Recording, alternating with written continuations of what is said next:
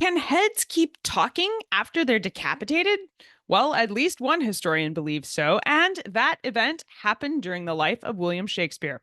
That's what we're going to discuss with our historian guest, Suzie Edge, right now on That Shakespeare Life.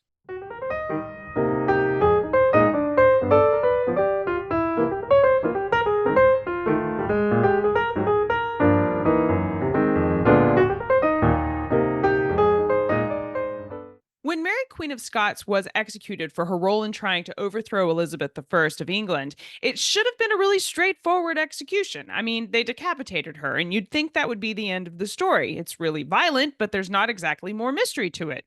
Or is there? Apparently, the story didn't end with Mary being decapitated because she insisted on getting in the last word. Legend has it that Mary Queen of Scots kept talking after she died. Was that real? Is it even medically possible?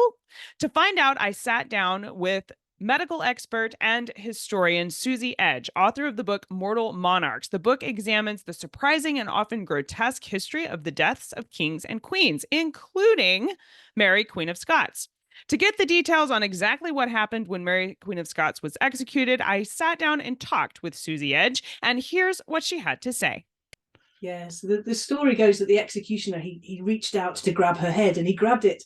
And when he pulled at it, he actually pulled off her wig, and underneath she didn't have much hair, but her face was still twitching and she was still talking away. There's been loads of studies over the years, the main ones happening during the French Revolution, because at the guillotine there was a ready supply of freshly sliced off heads, and doctors would stand there and they'd do experiments. And there was another story of Charlotte Corday, who was executed for murder in 1793. There were suggestions that she was making an annoyed look at the executioner who slapped her afterwards. But yeah, there's been suggestions that this can go on for a good 30 seconds afterwards.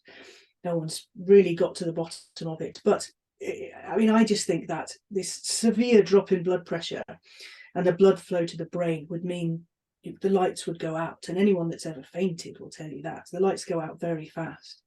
So we might just be dealing with reflexes, which is something happens, without the spinal cord. These things can happen in the face, and there are lots of stories of talkings and mutterings and lip movings and eye movements after death.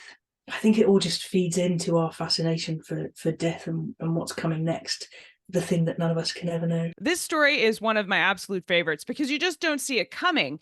What was totally surprising to me was this wasn't like a one-off incident. It made sense that maybe people had just talked up this event because it was Mary Queen of Scots and she's really famous and people were really angry and there were lots of emotions surrounding her death. So maybe they just told this story about her. But it turns out there's other people for whom this kind of thing is recorded and substantiated by witnesses. So who knew that this was something that could happen?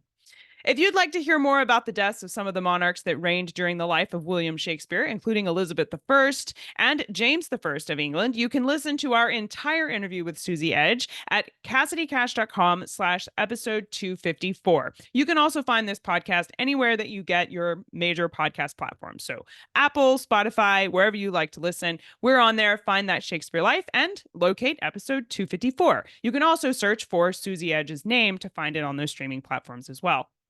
If you visit our show notes page, CassidyCash.com/episode 254, you'll find more information on Suzie and direct links to the resources she mentions in the episode.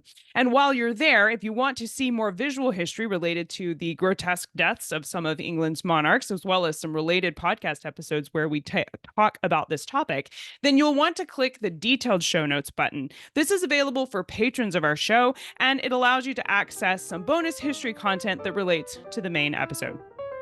That's it for this week. Thank you for watching. I'm Cassidy Cash, and I hope you learned something new about the Bard. I'll see you next time. Bye-bye.